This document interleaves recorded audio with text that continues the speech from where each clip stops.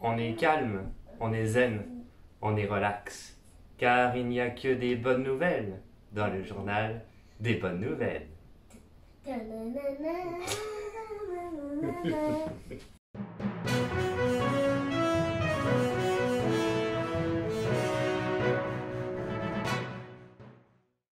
Environnement.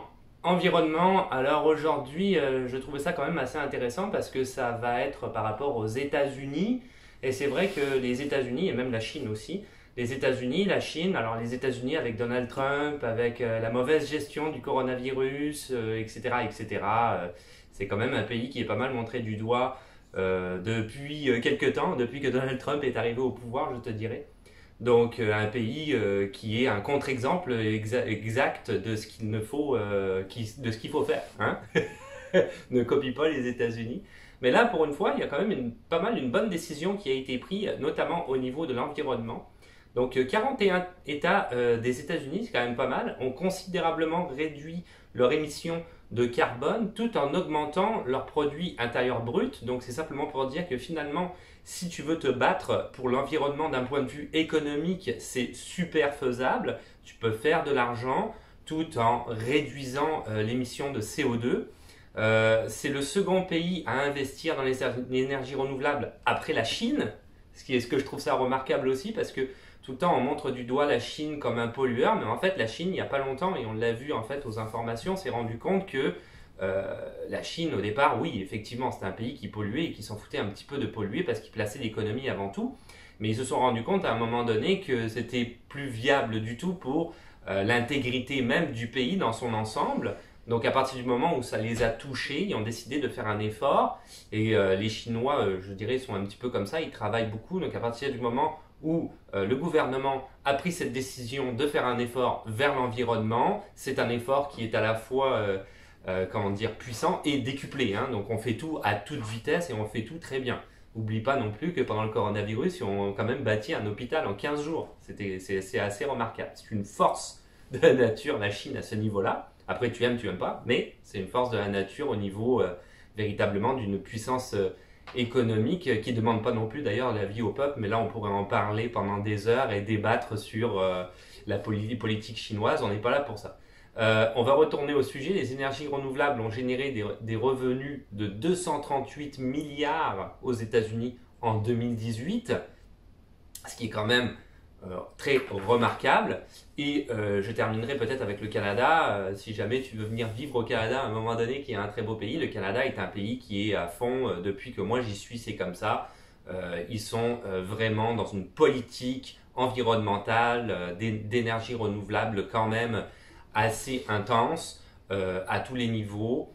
Et même, ils continuent à faire des efforts à ce niveau-là. Et il y a toujours des efforts qui sont donnés, pas seulement vis-à-vis du contribuable, mais aussi vis-à-vis des entreprises. Même ce sont des entreprises qui sont prospères et qui font gagner beaucoup d'argent au gouvernement, hein, parce que le gouvernement est un État, c'est une entité qui fonctionne de par lui-même, bref, qui pense beaucoup à lui, mais quand même fait quand même pas mal gagner d'argent donc au gouvernement, tout en restant propre. Il fallait le souligner, l'environnement, c'est important.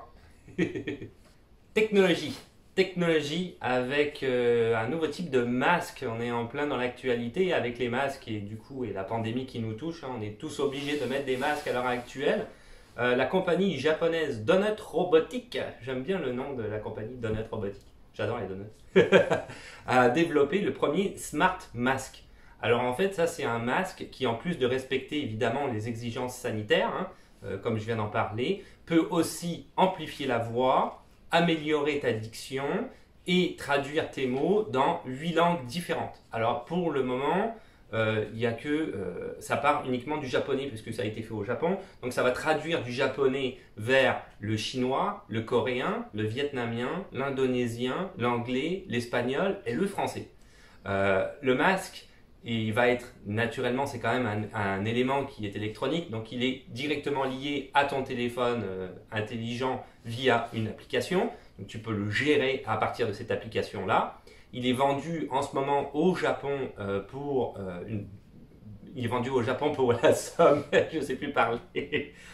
Tu peux le payer entre 40 et 50 dollars. Et en avril, donc pour le moment il n'existe qu'au Japon, en avril de 2021, le masque va être disponible aux USA, aux États-Unis et au Royaume-Uni. La compagnie veut évidemment une distribution mondiale, veut le commercialiser mondialement, donc éventuellement on va pouvoir avoir accès à ce type de masque-là, surtout si la pandémie continue. Ça va être quand même très intéressant, je trouve ça cool. Et en plus, il est très facile aussi, j'avais oublié de le dire, mais il est très facile d'entretien, très facile à nettoyer, en dépit du fait que ce soit un élément électronique. J'ai hâte d'avoir, moi, peut-être, je l'achèterai, ce genre de truc que j'aime bien. J'aime ça, l'électronique, c'est cool. J'ai pas d'argent, mais j'aime ça. Divertissement. Divertissement. Alors cette semaine, j'ai quelque chose à dire, contrairement à la semaine dernière où je disais qu'il n'y avait rien à dire dans le divertissement parce qu'on s'en fout de la vie des célébrités. Moi, je m'en fous. Chacun a le droit à son opinion, comme je dis tout le temps. Un orchestre autrichien du nom de Vienna Based Vegetable Orchestra joue depuis 24 ans avec des légumes en fait qu'ils utilisent comme instrument. Donc, la manière dont ils procèdent, ils vont acheter des légumes au fermier local, hein, tout dépendant où se situe leur représentation à ce moment-là. Ils sculptent les légumes en instruments, ils jouent le soir même avec ces légumes, et ce que je trouve super cool aussi, c'est qu'une fois qu'ils ont fini leur représentation, hein, et ben, ils vont cuire les légumes devant le public et faire une super bouffe pour tout le public en face avec les légumes qui ont été les instruments pendant la représentation. Donc c'est quand même assez spécial. En plus, c'est quelque chose qui s'en va vers, comment dire, la nourriture saine, hein, comme on dit. À l'heure actuelle, on est tous tournés un petit peu vers là, l'environnement, la santé. Donc c'est des choses qui reviennent souvent un petit peu partout dans les médias. Donc là, on est en plein dans le contexte, hein. Je trouve ça assez cool. Bon, ça c'est vraiment dans l'actualité. Bien qu'en quarantaine, hein, dû au coronavirus, ils ont quand même composé un nouveau morceau qu'ils ont pu diffuser via l'application Zoom et qui s'intitulait Green Days, qui va donc avec un petit peu cette idée de santé slash environnement. Canada News. Canada News, on retourne un petit peu dans les histoires inspirationnelles. J'aime ça, ces histoires-là. J'aime ça lire ces histoires-là. Je trouve ça toujours cool. Les histoires qui sont pas des films, mais qui finissent quand même bien, c'est vraiment cool. Maria Soriano, qui est une jeune femme qui vit à Vancouver, a déménagé. Et pendant son déménagement, en fait, elle a perdu un ours en peluche, mais pas n'importe lequel.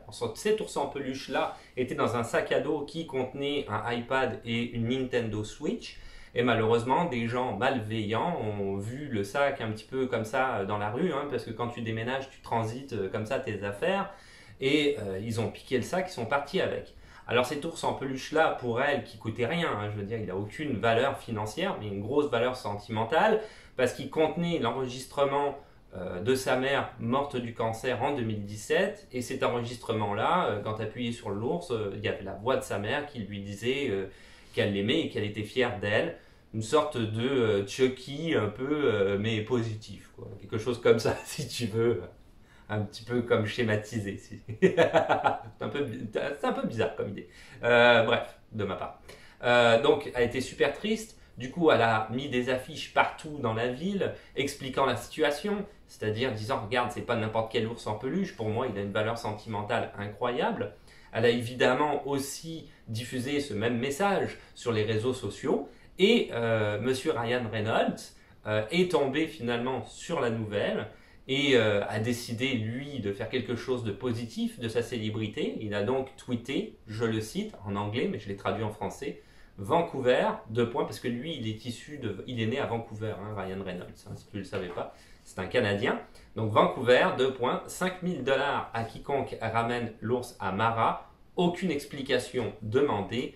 Je pense que nous voulons tous que cet ours en peluche retourne à sa maison. Donc évidemment, c'est devenu un phénomène sur les réseaux sociaux. S'il y a une célébrité qui s'en mêle, tout le monde est au courant que ça se passe. Donc tout le monde a été un petit peu sur le compte Instagram de Mara, il a été voir plus en détail c'était quoi la situation.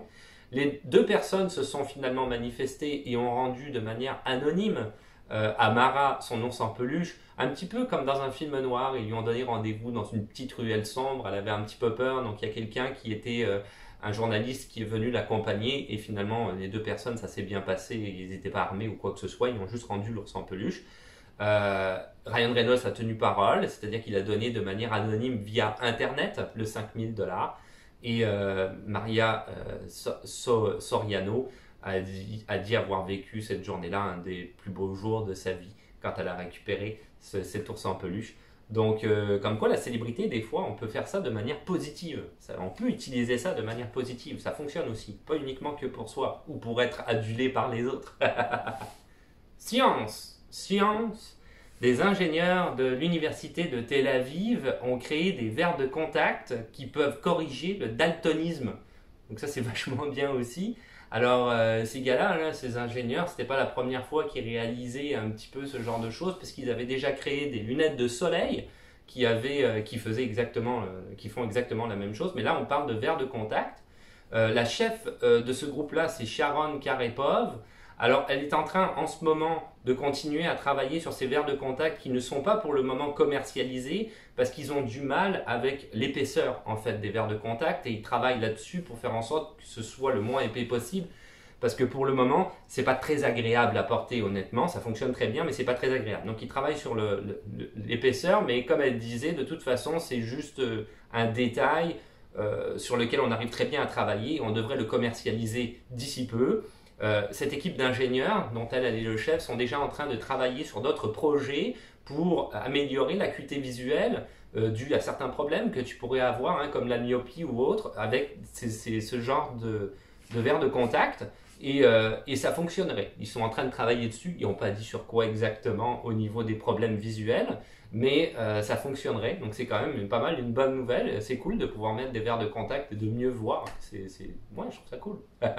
Politique. Politique, alors on s'en va en fait au Royaume-Uni. Alors au Royaume-Uni, en octobre 2015, le gouvernement a mis une taxe de 5 cents sur tous les sacs plastiques afin d'éviter que la propagation en fait des sacs plastiques et surtout la pollution. Il y a eu une réduction du fait qu'ils ont mis cette taxe-là de uniquement 5 cents, une réduction de l'utilisation des sacs plastiques de octobre 2015 à maintenant de 95%. Il n'y a quasiment plus de sacs plastiques utilisés dans les supermarchés et ailleurs au Royaume-Uni. Les gens font autrement. C'est une très bonne nouvelle.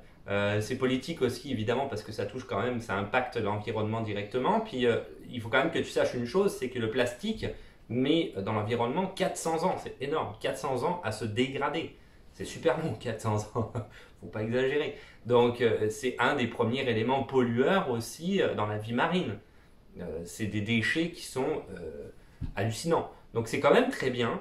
C'est une bonne nouvelle. Moi, je sais qu'ici, par exemple, peut-être tu le sais pas, mais à Montréal, la mairesse qui s'appelle Valérie Plante, elle avait décidé il y a, je pense l'année dernière, d'interdire complètement l'utilisation des sacs plastiques. Donc nous ici, on ne peut pas utiliser de sacs plastiques. Quand je vais faire mes courses au supermarché, ce sont des sacs en papier, comme tu vois un petit peu dans les films. C'est comme ça que ça fonctionne. Et finalement, on voit, nous, ici à Montréal, ils les ont carrément interdits, mais finalement, on voit qu'au Royaume-Uni, ils ne pouvaient pas, parce que sûrement que les gens n'étaient pas d'accord. Donc à ce moment-là, tu fais parler l'argent, et quand tu fais parler l'argent, ça se résout toujours. Donc en mettant une taxe, tu peux faire réduire le nombre d'utilisations des sacs plastiques, ce qui est une bonne nouvelle. Je ne suis pas d'accord pour taxer tout, hein, pour se donner raison, loin de là. Mais au niveau des sacs plastiques, pourquoi pas? World News, un World News cette semaine un petit peu spécial. Alors je trouvais ça cool. Selon une équipe de chercheurs hongrois de l'université Eötvös Loránd à Budapest, les cochons miniatures, attention pas les cochons normaux parce que si tu achètes un cochon normal qui est tout petit, il va devenir énorme en quelques mois. Hein, donc un cochon miniature seraient de meilleurs animaux de compagnie que les chiens. Je trouve ça cool. En fait, le cochon serait plus intelligent et plus social que le chien moyen. Il y a des chiens qui sont très intelligents, ça dépend en fait des races de chiens, hein, c'est toujours pareil.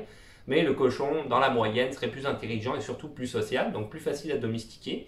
Ils se sont rendus compte de ça et aussi plus facile à entraîner. Si tu veux dresser ton chien, c'est plus facile de dresser un cochon, tu n'es pas obligé, mais c'est plus facile.